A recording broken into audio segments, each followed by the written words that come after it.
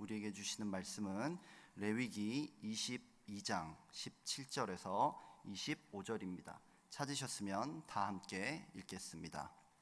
여호와께서 모세에게 말씀하여 이르시되 아론과 그의 아들들과 이스라엘 온 족속에게 말하여 이르라.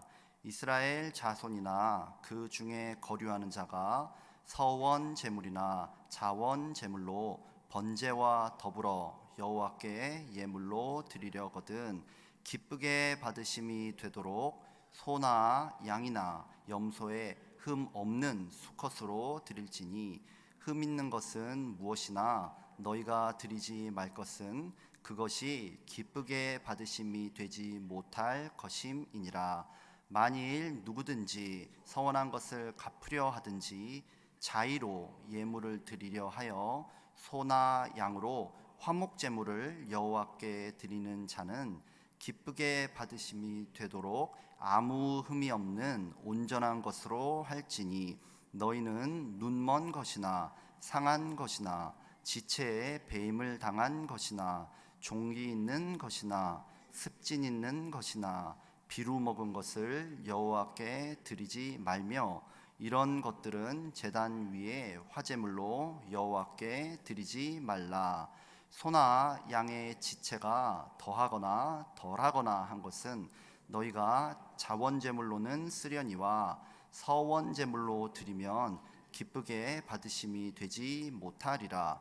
너희는 고환이 상하였거나 치였거나 터졌거나 배임을 당한 것은 여호와께 드리지 말며 너희의 땅에서는 이런 일을 행하지도 말며 너희는 외국인에게서도 이런 것을 받아 너희의 하나님의 음식으로 드리지 말라. 이는 결점이 있고 흠이 있는 것인즉 너희를 위하여 기쁘게 받으심이 되지 못할 것임이니라. 아멘. 오늘 본문은 하나님께서 하나님께 제사를 드리고자 할 때 제물이 어떤 조건을 갖추어야 하는지에 관해서 말씀하고 있습니다. 그동안 하나님께서는 어떤 종류의 제사가 있고 또 어떤 제물을 어떻게 사용해서 제사해야 하는지 말씀해 주셨습니다. 그 가운데서 이제 동물의 피, 즉 생명을 희생해서 드리는 제사의 경우는 하나님께서 반드시 흠없는 제물을 사용하라 이렇게 말씀하셨죠. 그런데 지금까지 본문에서 하나님은 흠없는 게 도대체 어떤 것인지 그것에 관해서는 말씀해 주신 적이 없습니다. 그런데 오늘 본문 21절에서 여호와께 드리는 자는 기쁘게 받으심이 되도록 아무 흠이 없는 온전한 것으로 할지니 이렇게 말씀하시고 드디어 흠이 없는 게 어떤 건지 그것을 구체적으로 설명을 해 주십니다. 만약에 이 조건에 부합되지 않는다면 제물은 제물의 자격을 상실하게 되고 부적격 판정을 받아서 제사를 드릴 수 없게 될 것입니다. 이 말씀은 그 당시 이스라엘 사람들에게 어떤 의미로 다가왔을까요? 또 오늘 우리의 삶의 모든 것으로 하나님을 기쁘시게 하길 원하는 우리에게는 어떤 의미를 지니고 있는 것일까요? 저는 오늘 너희를 위하여 라는 제목으로 하나님께서 우리에게 주시는 은혜를 나누고자 합니다. 첫째로 저는 흠없는 제물의 자격에 관해서 생각해 보고 싶습니다. 오늘 본문에 나오는 제사의 목적은 크게 봤을 때 두 가지입니다. 하나님께 헌신을 약속하는 서원 제사와 또 하나님께 기쁨으로 드리는 자원 제사입니다. 서원 제사는 우리가 우리 삶을 하나님께 바치거나 아니면 아주 중요한 기도 제목을 놓고 드리는 그런 제사고요. 자원 제사는 말 그대로 그냥 자원하는 마음으로 드리는 제사입니다. 그러니까 제사 드리고 싶어서 드리는 제사라는 것이죠.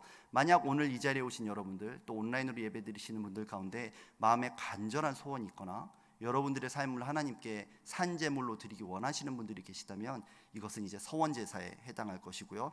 여러분들이 아침에 일어나서 하나님의 말씀과 또 은혜를 사모하는 그 열망이 너무나 커서 이 예배 자리에 나오셨다면 아마 그것은 자원 제사에 해당할 것입니다. 이 두 가지 제사는 두 가지 형식으로 또 드릴 수 있게 돼 있는데요. 일단 고기를 다 태우는 번제 형식으로도 드릴 수 있고 또 고기의 일부만 태우고 제사장과 이웃이 나눠 먹는 화목제 형식으로도 드릴 수 있습니다. 형식이 번제든지 화목제든지 혹은 목적이 서원제든지 자원제든지 오늘 본문에 나온 제사는 의무에 속하지는 않습니다. 예를 들면 속건제나 속죄제 같은 경우는 죄를 지었거나 부정에 접촉했을 경우 반드시 드려야 하는 제사거든요. 그런데 오늘 본문에 나온 제사들은 의무가 아니라는 것입니다. 그러다 보니까 이스라엘 사람들은 아마 이런 생각을 좀 했을 것 같아요. 이거 의무 아니니까 하나님도 제물을 조금 봐주실 거야, 이렇게 기대했을지도 모르겠습니다. 안 드려도 되는 제사인데 내가 기쁘고 내가 감사하고 또 이웃을 섬기고 하나님을 섬기고자 하는 마음으로 자원하는 제사이기 때문입니다. 그런데요, 여전히 조건이 아주 까다롭습니다. 눈이나 다리에 손상이 있으면 안 되고요, 피부에 종기, 습진, 발진이 있어도 안 됩니다. 생명력을 상징하는 생식기에 손상이 있어서도 안 됩니다. 오늘 본문에 보면 지체가 더하거나 덜하거나 그런 것도 안 된다고 말씀하시죠. 한국어 성경을 보면 마치 소나 양의 다리가 4개가 아니라 5개나 3개가 있는 것처럼 이렇게 읽혀지기가 쉬운데, 히브리 원어를 보면은 건강한 다리 4개는 기본적으로 가진 상태에서 길이와 굵기가 비율적으로 잘 맞아야 된다는 아주 초특급 명령입니다.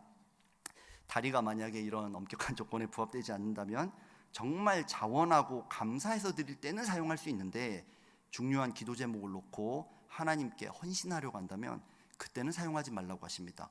의무가 아닌데도 말입니다. 이제 하나님께 제물을 드리는 사람은 그 제물이 이 기준에 맞는지 아주 꼼꼼하게 확인하고 또 확인하고 계속 확인해야 됩니다. 최상급으로 골라서 갔는데 제사 드리는 장소 바로 앞에서 소의 등에 종기가 생기거나 아니면 소의 발바닥에 가려움증으로 긁힌 딱지가 앉아 있는 게 발견되면 그 소는 다시 외양간으로 돌아가고 다른 소를 골라와야 됩니다. 결격 사유가 발생한 제물은 오늘 본문 25절을 보면요, 너희의 하나님의 음식으로 드리지 말라, 이렇게 단호하게 말씀하십니다. 이스라엘 사람들은 하나님께서 최상급 한우, 최고급 양고기, 특제 염소구이만 원하시나? 이렇게 불평이 들었을지도 모르겠습니다. 그런데요, 이렇게 제물을 고르는 과정에서 깨닫게 되는 사실 2가지가 있습니다. 첫째로, 제사는 내가 자원하든지 의무로 하든지 그런 것과 상관없이 하나님께 드리는 것이기 때문에 무조건 거룩하구나, 무조건 중요한 것이구나.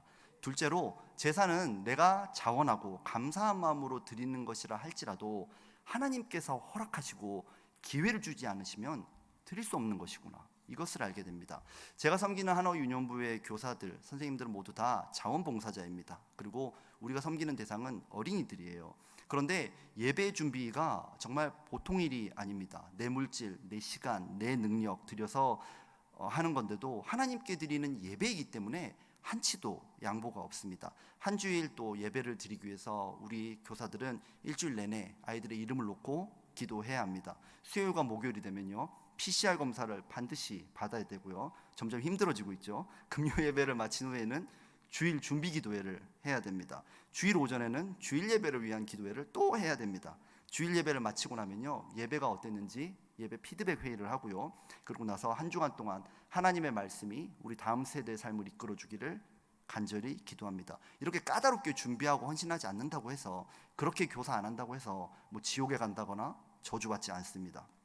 그런데 우리 선생님들이 코피가 터지고 입술이 터지도록 그렇게 헌신하고 자원하여서 예배를 준비하면서 깨닫게 되는 게 하나가 있다고 간증하는데요, 그것은 하나님께 드리는 모든 예배가 거룩한 것이고, 하나님께서 내가 예배 드릴 수 없게 만드는 모든 결격 사유들을 제거해 주지 않으시면, 그런 은혜를 베풀어 주지 않으시면 나는 예배 드리고 싶어도 예배 드릴 수 없구나.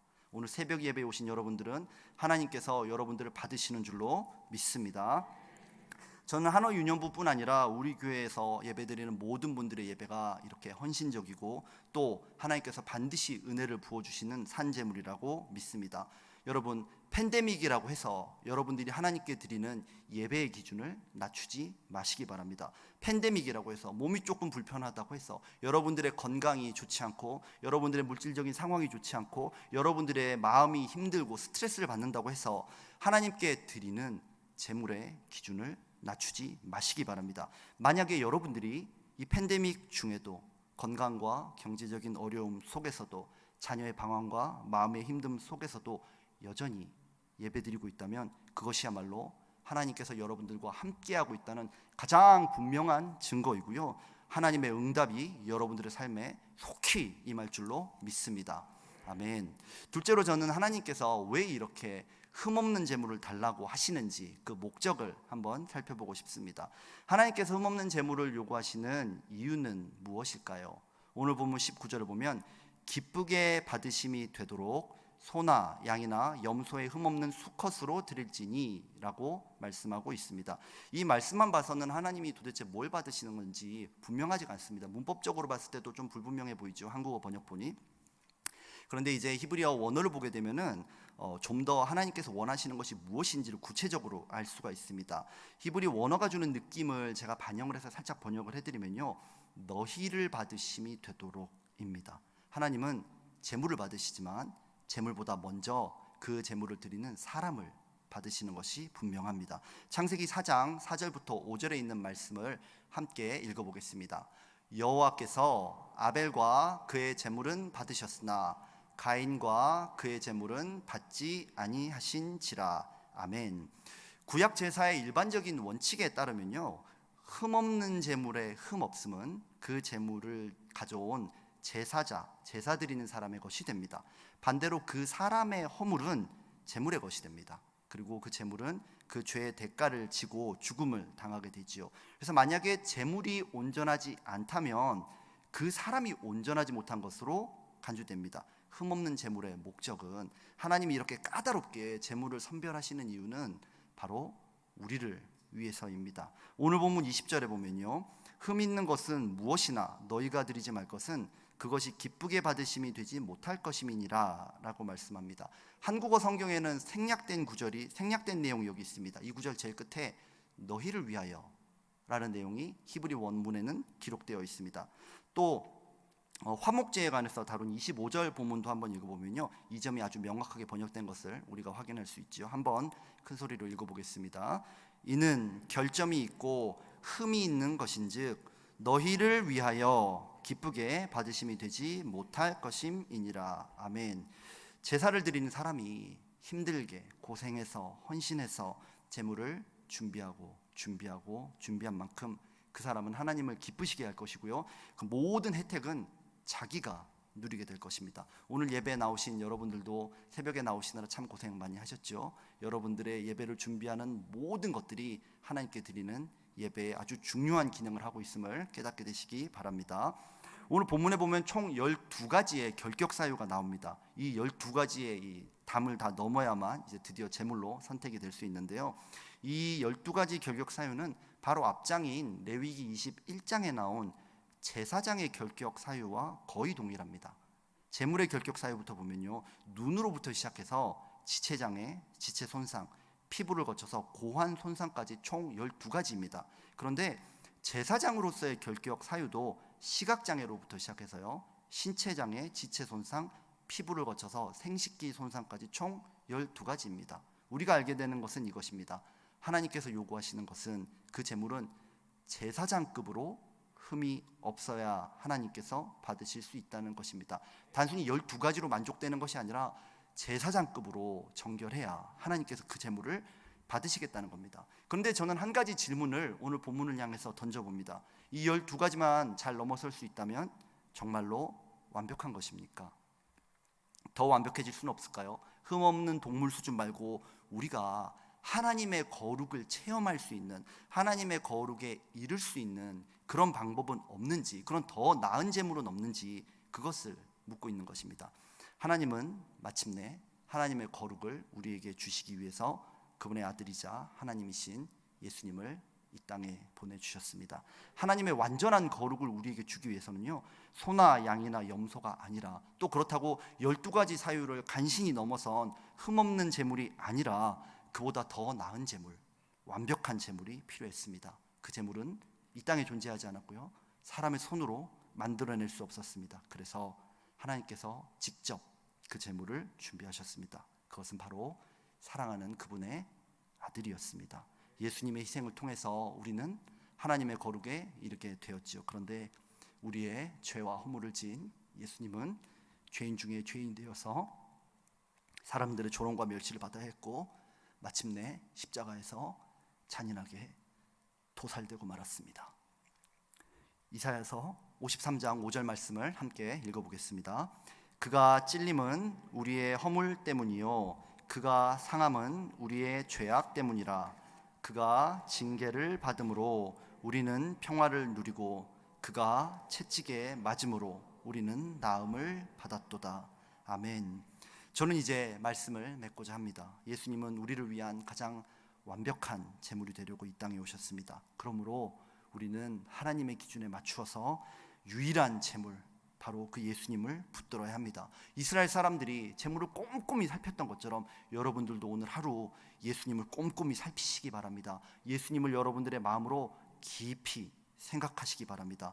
이스라엘 사람들이 제물을 제단으로 가져오는 것처럼 여러분들도 오늘 하루 삶의 모든 영역에서 예수님과 진지하게 동행하시고 여러분들 삶의 제단으로 예수님을 모셔오시기 바랍니다. 그렇게 하면 우리를 향한 하나님의 사랑이 확증되고 또 하나님께서 우리에게 주시는 구원의 능력을 반드시 체험하게 될 줄로 믿습니다.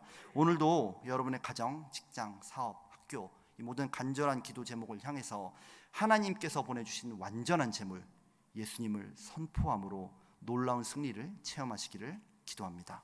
아멘. 함께 기도하겠습니다. 주님 감사합니다. 우리의 예배와 헌신을 기뻐 받아주시는 주님, 주님은 흠없는 제물을 받기 원하십니다. 그런데 우리의 능력으로는 이런 온전한 제물을 드릴 수 없기 때문에 하나님께서 하나님의 사랑하는 아들을 십자가에서 못 박아 제물로 우리를 위하여 너희를 위하여 주셨습니다. 우리는 이제 예수님의 보혈로 말미암아 진정으로 구원받은 자가 되었습니다. 이 은혜를 쉽게 생각하지 않고 진지하게 예수님을 살펴보고 진지하게 예수님을 우리 삶의 제단으로 모셔드리는 하루 되게 하여 주옵소서. 우리 예수님의 능력으로 승리한 하루 될 줄 믿습니다. 모든 것에 감사드리며 예수님의 이름으로 기도합니다. 아멘.